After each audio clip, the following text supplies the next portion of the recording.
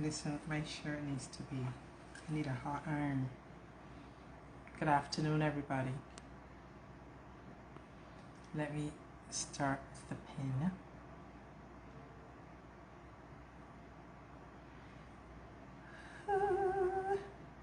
Hello. All right, I'm coming. Just let me pin my guest information today.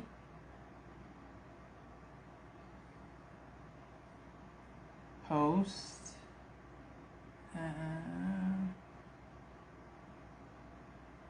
Pin it. View.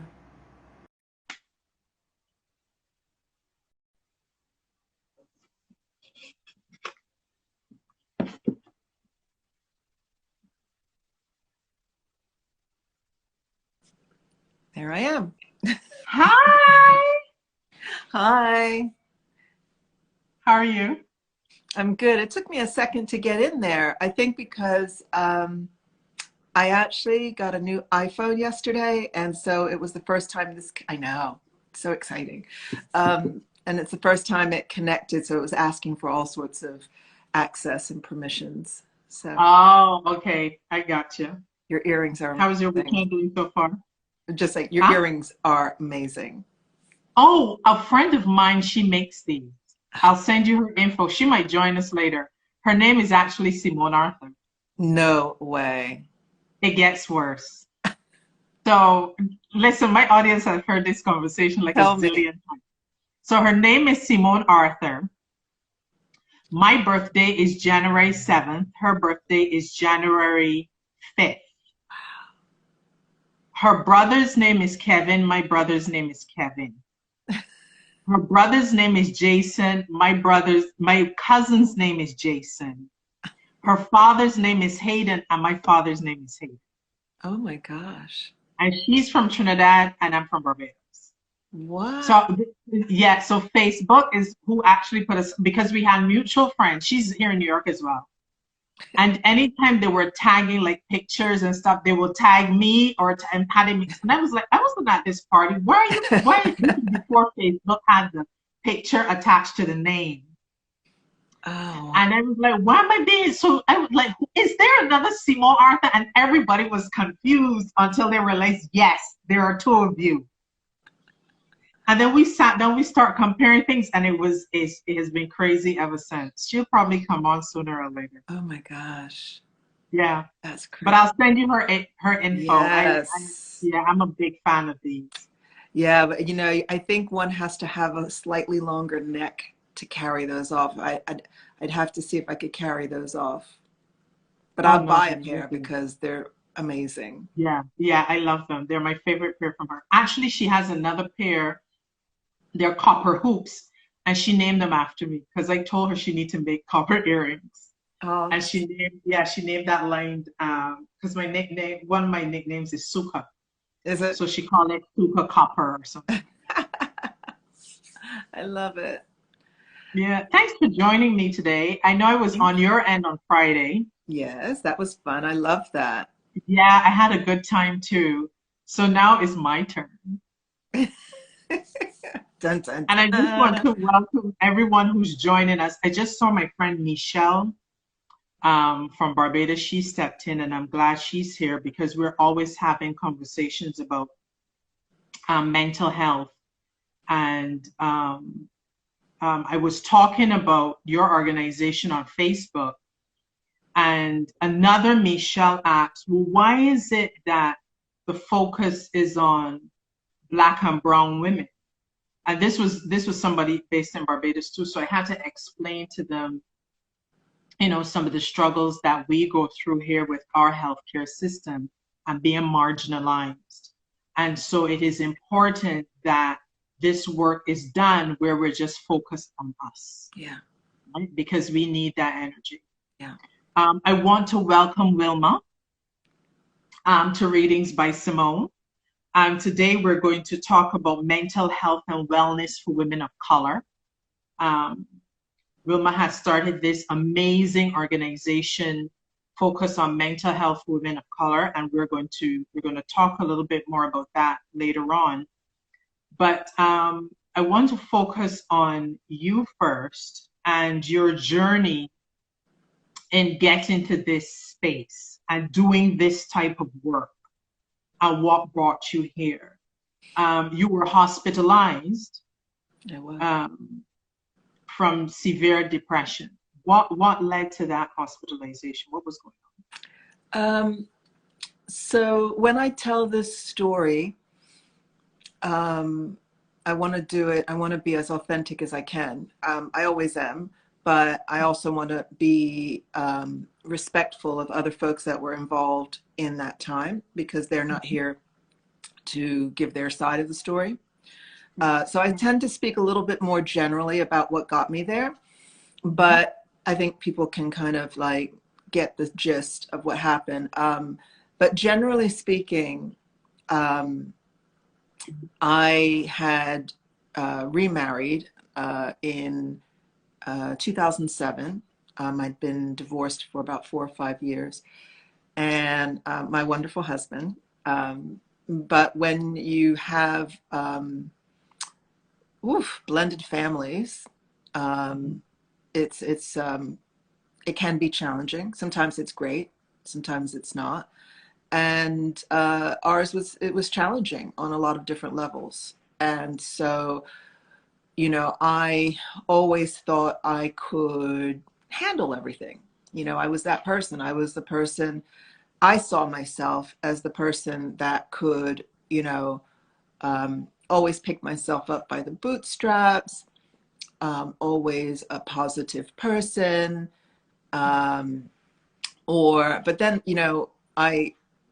I started to realize we had actually moved out to the countryside. I lived in England for almost 30 years, for anyone who doesn't know me, although I'm American. I only came back to the US in 2017.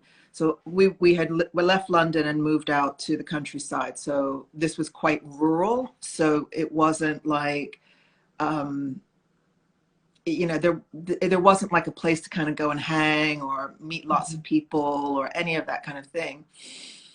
And I loved it originally out there. It was amazing. And we were in the middle of lots of land, but I think that with 5 teenagers, my 2 kids and the other 3, and all sorts of other sort of dramas that were going around, and the isolation of being out there and not having the rule book for doing blended families, and the guidance, not even thinking I needed a guidance, I did not see that I was starting to spiral downwards. And I'm the kind of person that I'm expressive. I have always either spoken my piece, spoken out. I felt during that time period I had been silenced. I had no support. I had no one having my back during that time, and it was traumatic on different levels. And every day, you become responsible for picking yourself up again. What you don't realize over time, what I didn't realize, was that I wasn't picking myself up to stand up straight every day. It was a little bit lower each day. And so it's almost imperceptible as you are going further down. You're not, and to the point where you get to the day where you literally can't pick yourself, you physically cannot pick yourself up anymore. Mm-hmm. And your brain switches, your brain loves to play tricks on you. Yeah. Your brain loves to tell you what's real and what's not real. And you don't really perceive that shift because you're in it. And so I got to this point where I was very, very sad. I was tearful most days. Every time I tried to express any kind of concern about the situation or myself, I wasn't understanding what was going on with me, and there wasn't really a lot of support at all. And I'd never really thought to go to therapy because I thought it's all too much for one person to handle. That's what I thought. And it would take me years. The way I function is I like to have tools immediately. I thought, Yeah. if I'm going to solve something, I need to solve it now, not in 5 years, right, on a couch. Mm-hmm. Because I didn't know anything about therapy, because I didn't know anything about mental health. Also, as a Black woman, there's a lot of stigma in our communities, in the way I was brought up, around the idea, because I know there was an expectation on me from my mother that I was supposed to have my shit together. And that was a form of weakness. Yeah. To go to therapy. So I just ended up, and then even when I would try and talk to friends, it was too much for them, because you can't just lay everything on your Yeah. friends. Friends. Sure. They don't have the Mm-hmm. solutions. They're struggling themselves. Yeah. So I was just spiraling downwards. And then I got to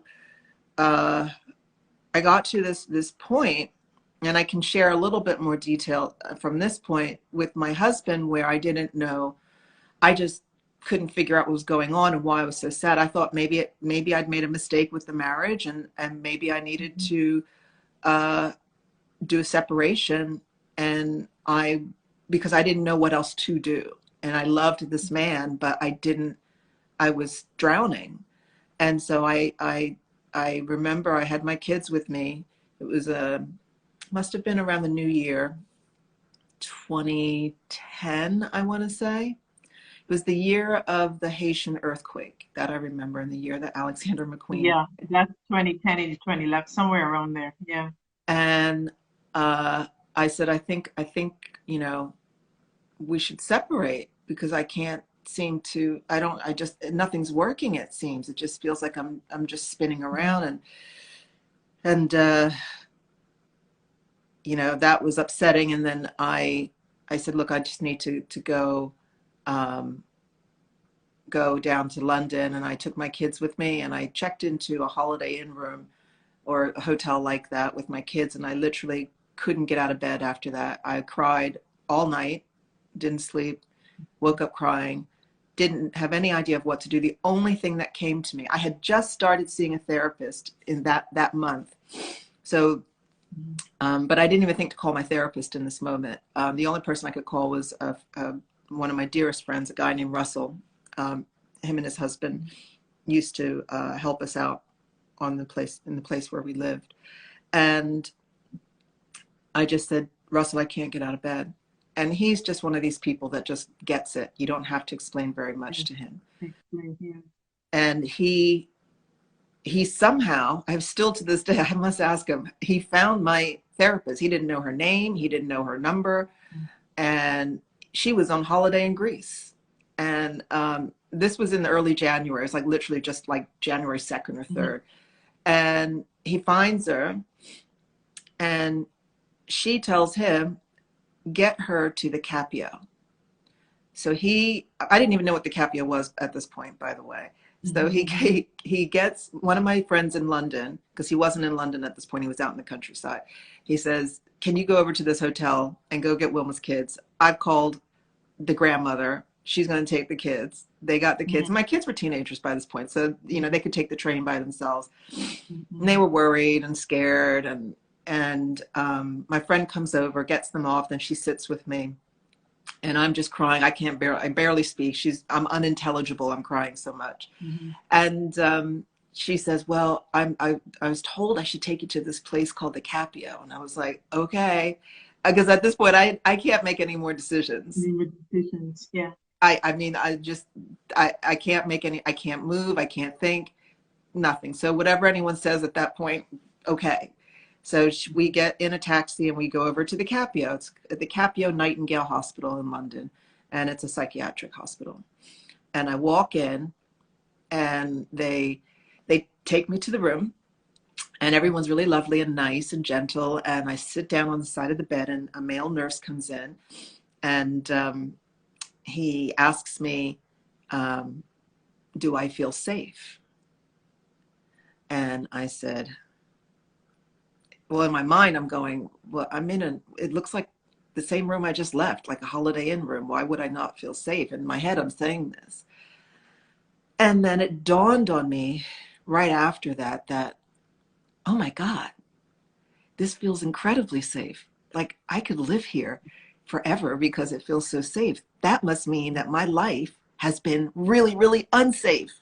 Mhm. And it dawned on me how emotionally unsafe my life was.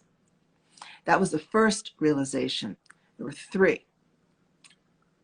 Two, I felt so safe. I said, oh my gosh, I think my whole life has been unsafe. I don't recall ever feeling this safe where someone, I could fall back and someone's going to catch me. Mhm. So Wow. that was the second realization. The third one was, I thought, oh gosh, people are going to know I'm in a psychiatric hospital. And I started to first go into the oh my God, like everyone's, there, people are either going to go, well, serves her right, or, oh, poor Wilma, Mhm. and do that. And something inside me kicked in and said, own this. Mhm. Ashe. Do not hold shame around this. And that made sense to me because I couldn't hold anything else. I couldn't I couldn't care about what anyone else thought about me at that point. All the energy that you have to expend to care what other people think, I didn't even have that. So the thing I said to myself in that moment with that realization was, I will never hold shame around this. Ashe. And so that was what led me to being hospitalized. And I was in the Capio for 6 weeks, not 2 weeks. They actually tried to boot me out after 2 weeks. They're like, okay, you're done. And I said, nope, I'm not done. I'm not done. I'm not ready to go back out yet. And Mhm. they, the psychiatrist that I had been assigned, I literally had to fire him because he thought it was just Really? yes, yes. I've actually not really spoken about this particular part of it, but I had to fire him because he just put it down to marital problems. Who goes into a psychiatric hospital with just marital Tomorrow. problems? Do you know what I mean? So Yeah. I by Yeah. this point, by 2 weeks in, I had a little bit more mental capacity. And I said, Mhm. oh no, you have to go. I said, this is not working. And but I actually did leave the hospital at 2 weeks for like a day or two. And I had to come back in for group therapy. And this is the thing that was really amazing. I come back into group therapy, a very talented South Asian woman was leading the group. She was the psychologist. And because I was brought up to be this sort of tough warrior goddess Mhm. type woman like my mother, I Mhm. often present as if everything is okay. Mhm. I don't do it on purpose. But the woman in the group session, everyone was talking, and I guess I talked a little bit, but somehow she clocked something. And afterwards, she pulled me aside and she said, and this still gets me tearful. She said, you're still not okay, are you? And I said, oh my God, you can see that? And she Mhm. said, yeah, you want to come back, don't you? And I said, yes, I'm really struggling. And so Mhm. she said, okay, I'm going to get you readmitted. And so, yeah, I still get really tearful because someone saw Mhm. me, Saw you. you know? Yeah. Wait a minute, let me grab my little tissues. And Mhm. so I went back in for another 4 weeks and I needed it. Yeah. And the people there were amazing that care for you. But I said when I did get out, that this is the starting point for me making sure I don't get back here again. I need to understand how to take care of my mental health, my heart, my soul. And that started me on the journey to figure out what that was. My wellness team. And I spent the next, I think all in all, the pulling everything and everyone together was about 2 years, but it was intense for about 9 months. I didn't work and at that time, and I just spent that time reading and exploring and experiencing different modalities and things that worked for me. I discovered that I needed something that was that had more, that wasn't just clinical. I needed something that had a sense of love and spirituality. And so, you know, and I didn't articulate that in my head like that, but I just knew that I knew that talk therapy was good, but I needed tools, right? Not just to unburden myself. I needed love. I needed to feel the love, and I needed spirituality because my whole existence is rooted in that. Inspiration. Yeah. Yeah. And so Yeah. that's the journey I went on. That was a long answer to your question. But I want to share something that was said. Um, I guess her name is Cersei Murphy. I love that you could advocate for yourself like that. And then she said, so many of us don't trust our instincts. Yeah, yeah, that takes And through learning. all of that, you were still able to identify certain things and say, okay, this is not this is this. Yeah, Right? yeah, Which I, which which also is an indication of healing. Not yeah, so? yeah. Hang Yeah. on, I was just seeing this. It's not Is uncommon for Western trained clinical therapists to only view mental illness through a singular lens. The spiritual piece is necessary for optimal healing. I couldn't agree more. yeah, Um, that's common. I could not agree more. And I think that is, for me, that was the missing piece, was the spiritual element. And as around that time, it actually was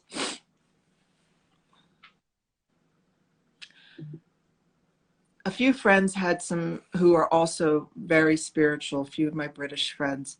A woman I met in India, um, part of my healing was discovering Ayurvedic medicine. And I went to an Ayurvedic retreat in Kerala, which is a game changer because occasionally, every few years, I burn myself out. If I could have gone this past year, I would have loved to, but of course, everything is shut down in the world. But this place in India, it's called Kalari Kovilakam, and it's a 2-week minimum stay. And I go every few years now, and that's a game changer. But I met this woman there, and when around the time I came out after hospital, she had recommended going to see this woman that she sees who does something called life alignment, which I'm not going to be the best person to explain what it is. I'll do my best. And there's this amazing woman. Her name is Philippa Lubbock. And what life alignment, I believe, does is the practitioner, part of it's a little talk therapy, and then part of the session is where you lie down, and she does your testing your pressure, your muscle pressure around what's your body's telling the truth or not. Right. And she does the little pendulum, and she connects with your higher self to pull down key words, 2 key words usually, I think, that are for me to interpret what my higher self is wanting me to focus on. It doesn't actually sound that groundbreaking or earth shattering, but let me tell you, this was transformational for me. Every single time I went, it helped me to get clear on what I needed to focus on. And the love from this woman was the care that I got was so helpful in my healing after I came out of hospital. And she's not someone you have to see every week. You know, like your practice, you know, you go when you need it. And Yeah. this is, there were years I went without seeing her. And then I knew I needed to see her. Even at the beginning of this year, I booked like 3 sessions. I'm like, okay, I need to kind of get grounded as I go into this next phase. And we did it remotely. And Oh, so, wow. Okay. yeah, we did it remotely. She's in London, and she's in her 70s as well. So even if she was seeing people, I wouldn't, put her in any danger like that. Would Nor would you she. like that? Yeah. I'm Uh, gonna book because you talked about this on Friday, but you didn't mention the remote part. I figured I had to travel to, which I was excited about because I've never been. But I'm gonna get that information from you and book, see if I can book next week. yes, yeah, Because I too am looking to find, even as a spiritualist and having this gift for over 15 years, but now practicing at this level for a year, I too have to find my team and which tools that work for me. yeah. So outside of, meeting with this woman, whenever, your energy says, okay, it's time, what other spiritual wellness tools did you employ during your healing process? Uh, so the other one that was a game changer for me was when I was in hospital, there was a woman there that I'd been friendly with who said you should read Pema Chodron, and she's an American Buddhist monk. So I found it very difficult to read, and still do after depression. There were several things that left me when I went into severe depression. Um, I was an avid cook, and I love cooking. I collected cookbooks from around the world. I have a massive cookbook collection, historical and modern, etc. I lost that. I lost the passion I had for fashion. That came back Mhm. because I was a vintage dealer, but that went. I couldn't connect to it, um, and I lost this be able to sit still enough to read. So that still hasn't come back, to sit down with a full book. Mhm. And I'm working on it still slowly. But one of the things I did was I got an audiobook for Pema Chodron, and I think she's written several amazing books. I think one is called How Not to Get Hooked, and then another one is called When Things Fall Apart. Um, so Pema Chodron, Chodron. And I really liked listening to her voice. She has a soothing voice. She also is funny, so it was not heavy. Mhm. And around that time, I was also experiencing high levels of anxiety. So what I found it really useful, if I was like on a bus around London, to just put my headphones on and listen to her voice. Sometimes I stopped listening to what she was saying. I just listened to her voice because it helped to soothe me. And so, but all in all, some of the stuff I learned through the Buddhist teachings from Pema Chodron were really, really powerful. And so, for example, I think in the book, How Not to Get Hooked, we get hooked into drama. Mhm. And it Mhm. was so powerful. I think in Buddhism, they call it Shenpa. I think it's spelled Shenpa. The notion of Shenpa is that action of getting hooked by other stuff that we don't need to get hooked by. Mhm. And so I would catch myself getting hooked into drama that I didn't need to be connected to, To the two. or people doing things that I was getting hooked into, and I didn't need to get hooked into that. So I would do this little It was none of trick. your business. What's that?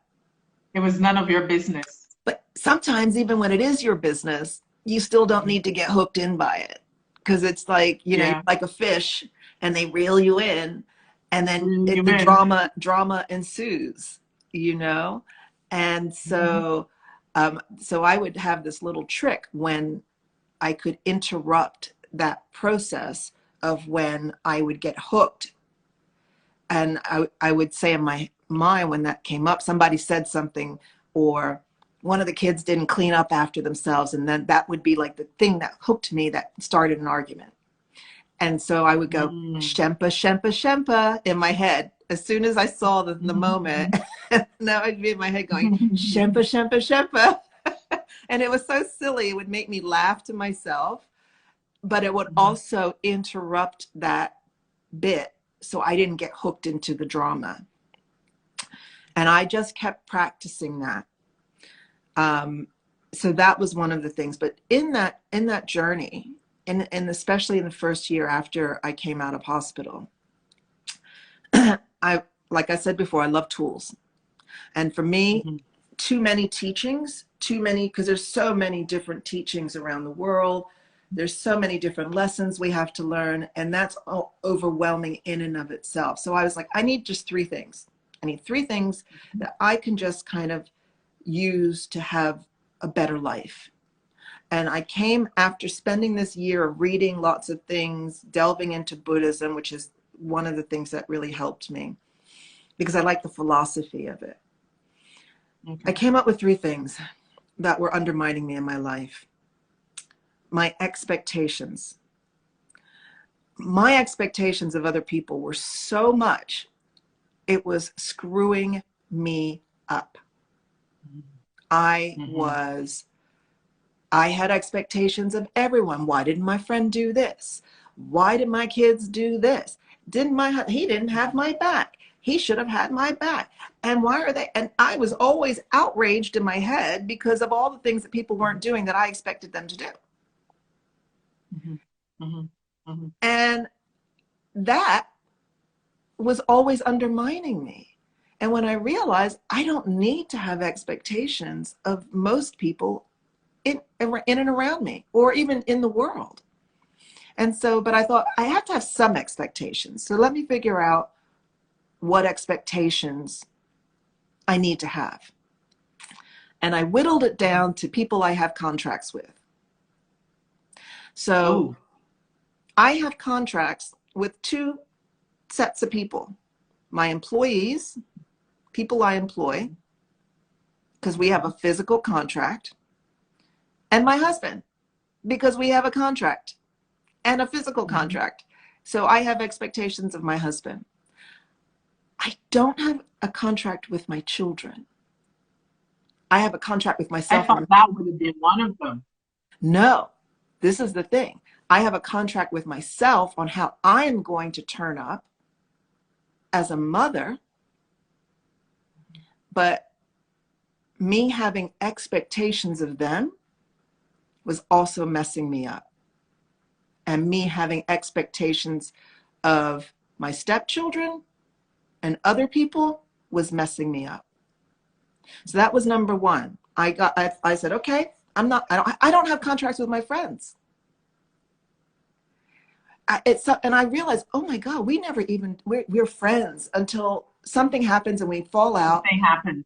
And then all of a sudden the friendship dissolves, that it was on this sort of very fragile ground to begin with. Didn't even realize. Yeah. And then we have all these expectations of our friends, but we've never sat down and discussed what those expectations are from one side to the other. We just make an assumption that we're supposed to be doing certain things. No. So I needed to stop having those expectations, or I needed to say to my friend, this is the expectation I have of you. Does that work for you or not? So I had to make a choice. So that was number 1. Number 2, boundaries. Because the B word. Yes, because that was the other thing that was messing me up, because I was, going, don't say too much, because, you don't want to be causing more problems in this situation. And then that people were doing things, to me, and I was like, nope, don't say anything. And boundaries were being crossed because I was trying to not cause drama. But in fact, the drama came anyway. And so I was like, well, if that didn't work for me, because I know that I need to have certain things. If people are going to be in my space, then they need to respect my boundaries. And I had to establish those boundaries. You know, so I said, okay, people cannot come into my home unless they can show respect to me. Simple. And if you can't, then you can't come in. You cannot cross the threshold of my home. That applies to everyone, husband, child, stepchild, pets, you know, anybody. Yeah. And I started putting those things in place. And so boundaries. And the third thing was self-love. I know everyone says it. I know it is, everyone talks about self-love and what I mean. I didn't It's a ever, sweet word right now. yeah, I mean, I didn't know what that meant before.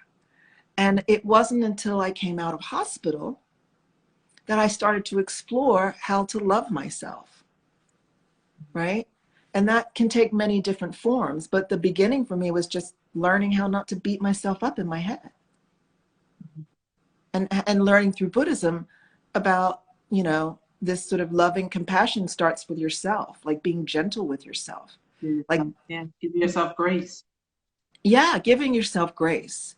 And also getting to know yourself and knowing that at your core, you're a good person. Like, people would say things about me because they perceived me a certain way, because I wasn't in the box. I wasn't, you know, I'm a mouthy Black woman. And I will speak up when necessary. But of course, people like you to be in this sort of nice, softly spoken Wilma mode. And when I get, I got Nigerian blood. When that comes out, I'm just like, I got something to say. And Yeah. that shocks people. And then all of a sudden, well, Wilma's this and Wilma's that. Well, I know who I am. And that's good enough. I know I'm a good human being for myself, first and foremost.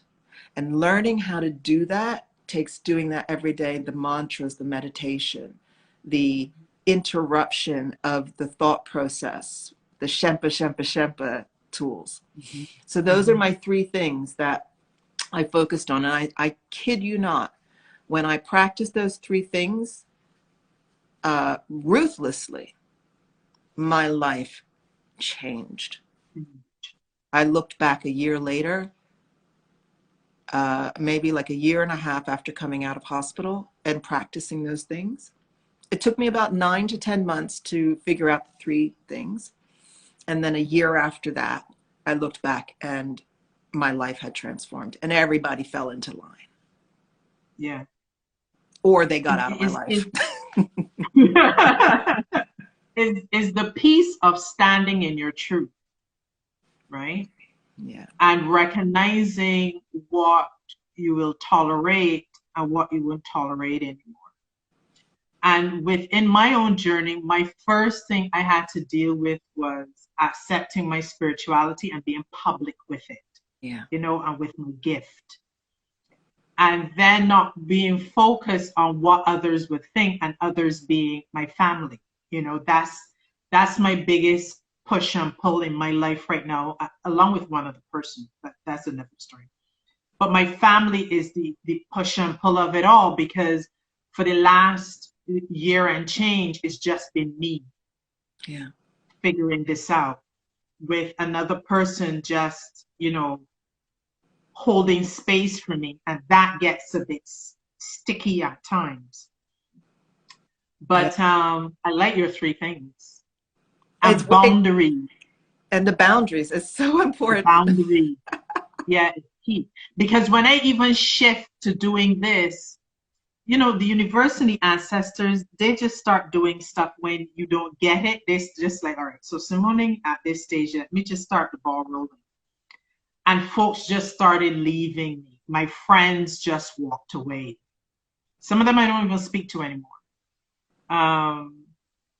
And they just left. They're like, Simone, we can't deal with you. And I understood why they left. I was in a crumbling stage, and they had all rights to leave. And but that B word, I also had to establish that for myself. But with all of that, in the midst of all of that, you decided that you want to give space for women who were going through what you went through and provide them services that would help. And Yeah. which, this is Dark Beauty was born. Yeah, I mean, it wasn't a straight path to this, because the original concept for Dark Beauty is not what it is today. We pivoted Oh, okay. during, yeah, we pivoted during the pandemic. So, the original concept for Dark Beauty was about supporting women of color to thrive, but the way that we were delivering that, we were going to deliver that.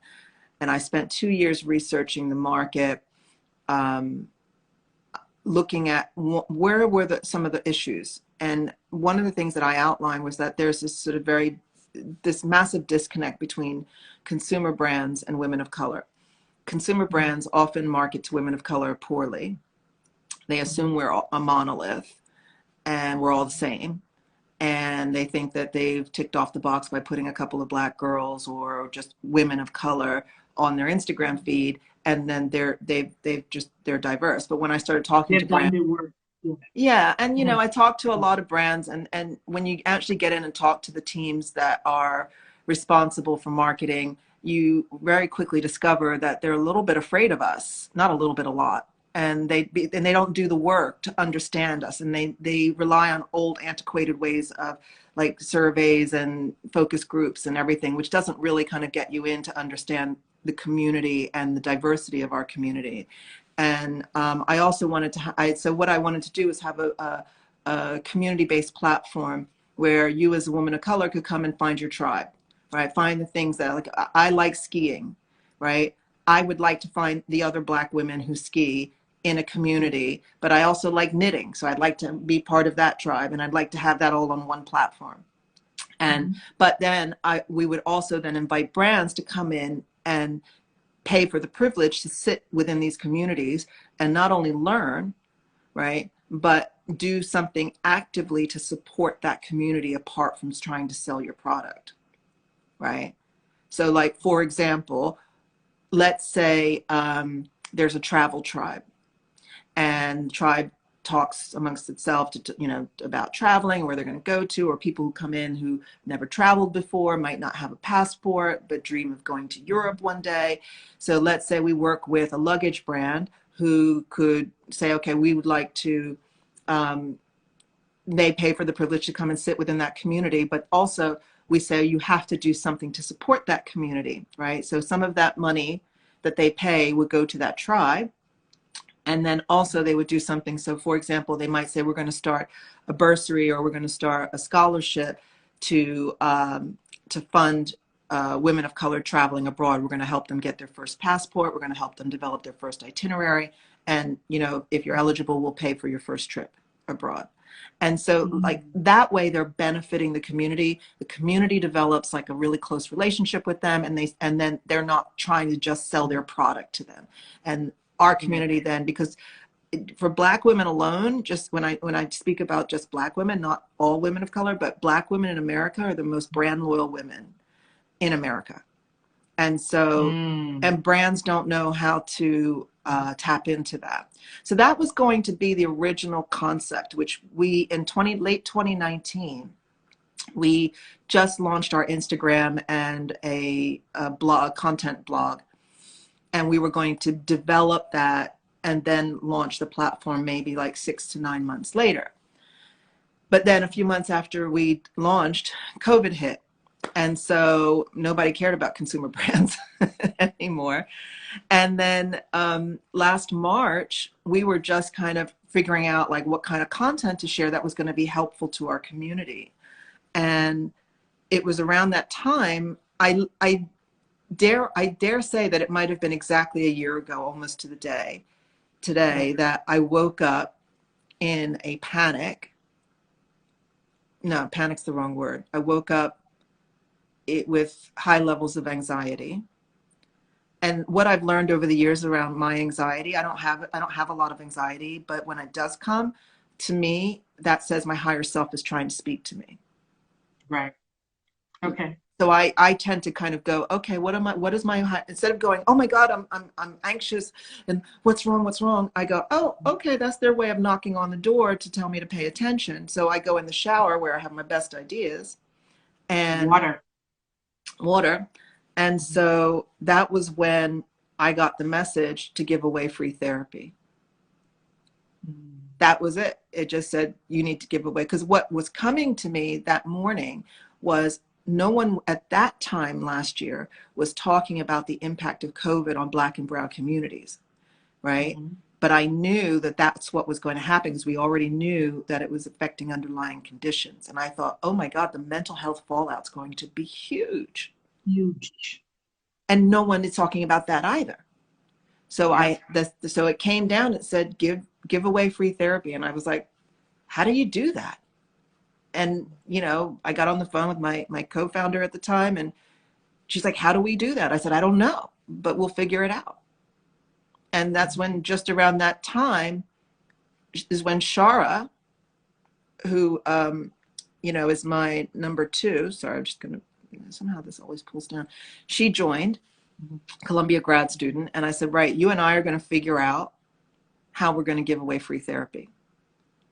And we spent 6 weeks on the phone with clinicians, asking them, figuring out what they do, how they do it.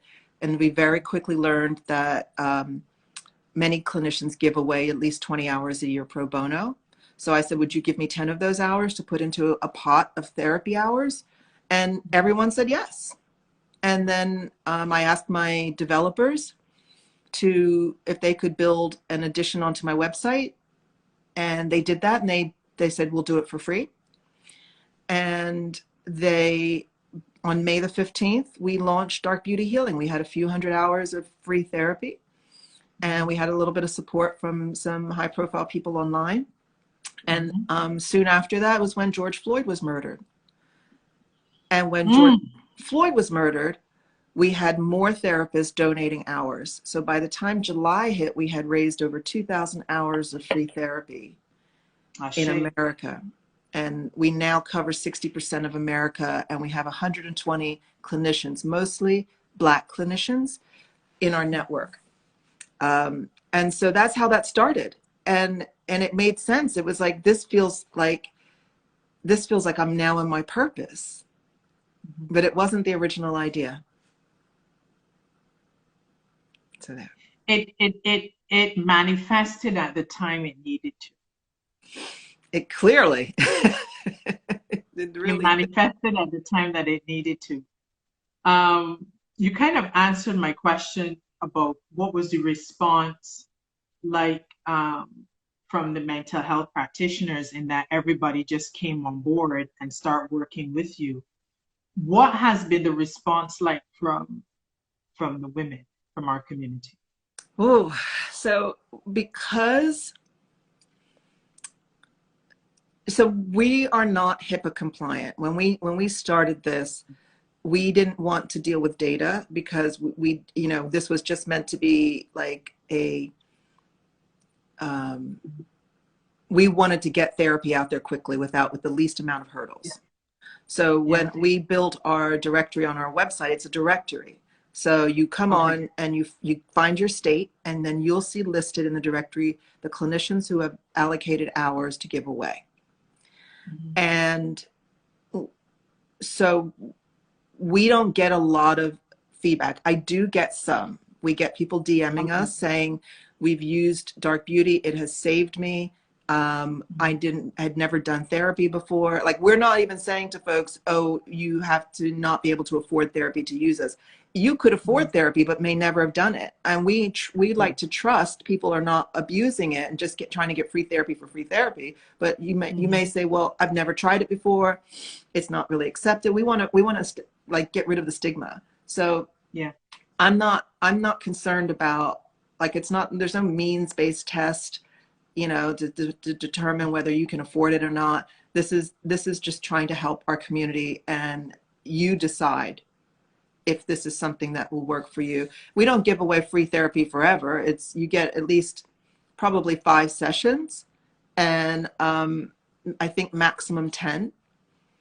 And then you have to start paying, because we can't have an expectation that our therapists are going to work free forever. And in fact, what we're trying to do is we applied to become a 501c3. We are fundraising on that side of the business for dark beauty healing, so that we can start paying our therapists, so that we can start to we can continue the work of giving away free therapy. So, are there any kind of changes you would like to see at the legislative level in regards to mental health in this country? Yeah, I know that's a loaded statement. So I don't know, maybe give two. I mean, the short answer is yes.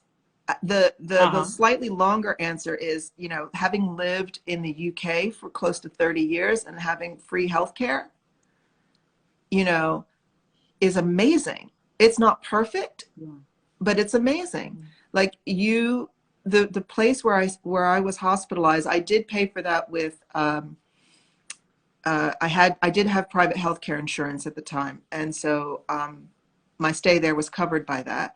But they had a floor in the same hospital just for NHS patients, right? So they were getting the same care as me.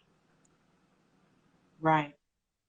And we had people from all walks of life there, from captains of industry to Hollywood celebrities to old women who were dealing with the, you know, impending death, to all sorts of people from, you know, all different walks of life were in this place. So when I come to America and you hear stories of people going bankrupt because they don't have health insurance, and you see that, you know, it's almost impossible for people of color generally to be able to afford it in this country because of all the inequities that exist. And then of all of this, like the licensed psychologists out there, only 4% are Black. So the government has not, it seems to me, and I haven't done a massive deep dive into this, but I've learned a lot because we've been working. We're one of the associate members of Mental Health America now, and they do lobby the government on many things around mental health. And so, you know, I'm learning a lot about the inequities that exist for our communities, and a lot of the work that needs to be done. And I would like to imagine myself moving into that space when we get Dark Beauty really set up and running and successful. And, you know, maybe in 4 or 5 years, I would like to go into the space where I advocate for government, more government support and change to a lot of these systems. I still don't understand why therapists can't practice in other states unless they're absolutely licensed, because I think, again, if you're based in Wyoming and there's no Black therapists, how are you going to get care? Exactly. And how we met up was the fact that when, you know, in my sessions, it comes up that therapy is needed. You know, I work with my client in finding a therapist that match.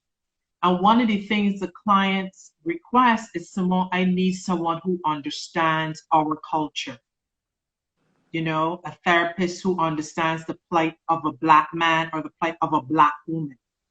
You know, and they made it clear, I'm not comfortable with someone else of another hue fully understanding what that is. Yeah. So the deep dive is just strictly within our community to find that match.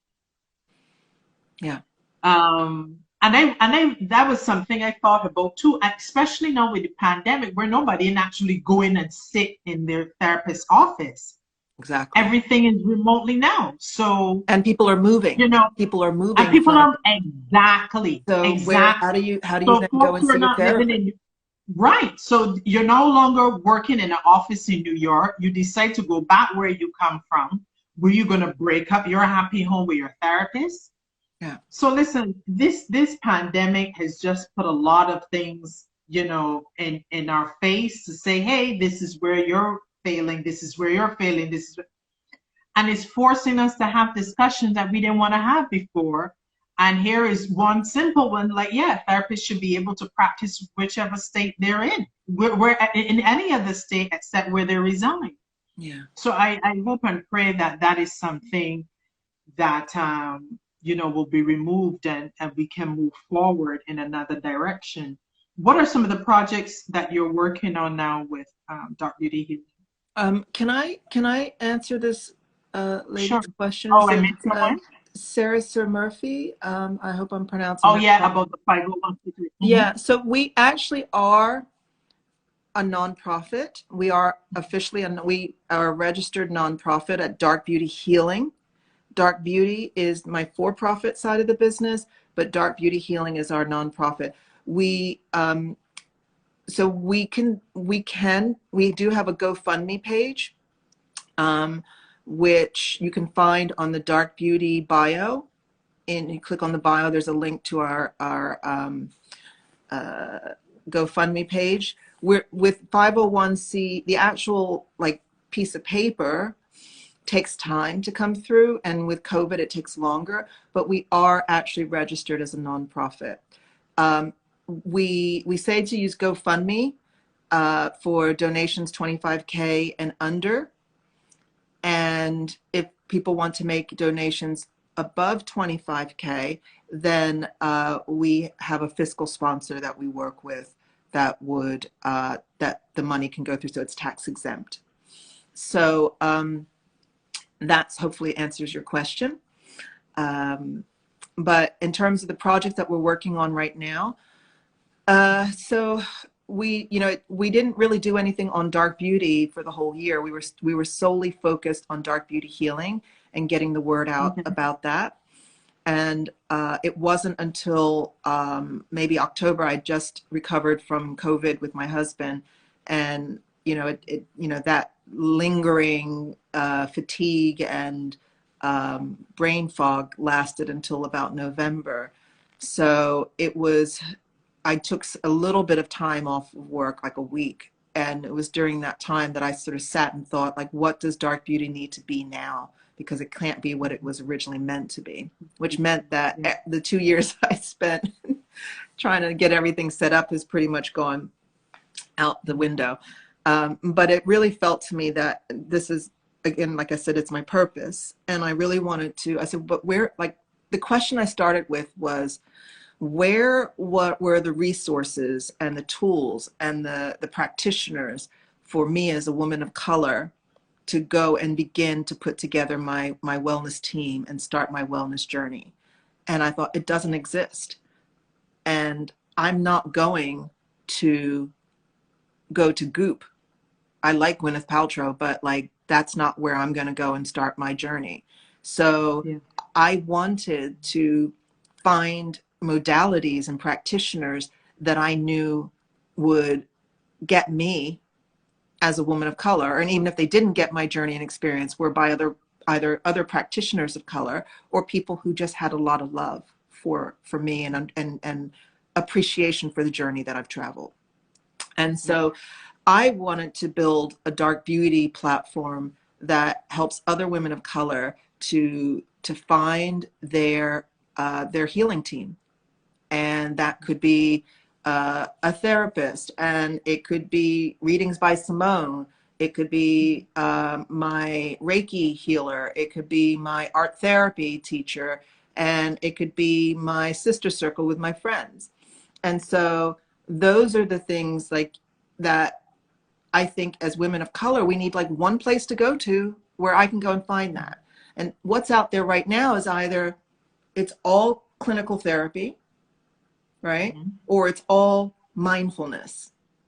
Mindfulness. Yeah. But we all come from faith-based backgrounds, which is also part of your Mhm. healing team. We're not asking, and you wouldn't it be great if you had one app where you could find your courses, your groups, your live Mhm. sessions, your and discover new things you hadn't actually thought about or explored. I've had a lot of women of color come to me and ask about plant-based healing. And again, if I was going to try something like, let's say, ayahuasca, I don't want to be doing it with a bunch of tech bros. Yep. Do you know what I mean?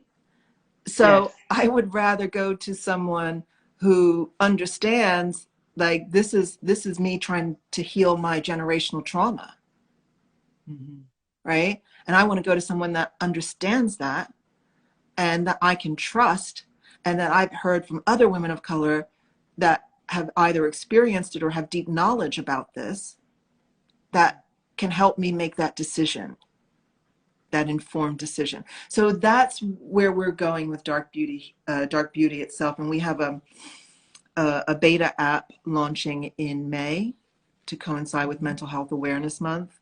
And so we hope that we're going to be launching the wait list for that soon, because it'll be in test mode, so we won't open it up to everyone. But we hope that folks will want to sign up and join and help us to test this first iteration of it. Okay. This is exciting. I'm so glad that I'm a part of this. You don't even know. I was talking about it this morning in a clubhouse room. Were you? With some folks. Yeah. With some folks out in London. I've connected with these ladies in London via Clubhouse. And, I just go in their room to relax. And, we just exchange experiences with, me living here in the US and they living in London. So we started talking, each of us started talking about the different things that we're doing in our lives at this time. And I brought up that, that I'll be working with you guys. Yes. If I need to find out more information about Dark Beauty Healing, where do I go? So you can go to either our website, which is this is drkbeauty.com, or you can go to our Instagram page, this is DRK Beauty, and there in the bio is a link to our website and a link to the Dark Beauty Healing page where you can find the directory, and our GoFundMe page at the moment. And you can also join our Clubhouse club, DRK Beauty, which is on there. We're just starting to build that up. We're doing several scheduled Clubhouse rooms. And if you don't have a Clubhouse invite, you can sign up for, you can message us or DM us we hope you join our club, if you do join. But we can hopefully, I think we still have some invites left. We're happy to share those invites out to, if you have an iPhone. So if you need, just either DM me at, what's my, Wilma DRK Beauty, which is my personal one, or this is DRK Beauty on Instagram, and then we'll see if we can help. Wonderful. Wilma, thank you so much for joining me. Oh my gosh, thank you. This has been such an honor, and I adore spending time with you. I adore you. So I adore you too. And it's getting warmer, so at some point we gotta hit a brunch. Girl, it's happening. Or even if we do, you're in Williamsburg, right? Yes. Yeah, so I'm in Prospect Heights, and I have access to my roof where you can see like the Empire State Building and stuff. So amazing. Last year, when we were kind of on our lockdown, some of my friends, we would gather after work and just bring bottles and just be up there till like 2 or 3 o'clock in the morning. So hopefully we repeat that again. She's asked Simone, thanks for creating this space where we can learn about creators like this. Oh, thank you. I'm here every Sunday at 12 o'clock. Thank you. Reading, I call it Sacred Conversations with Simone.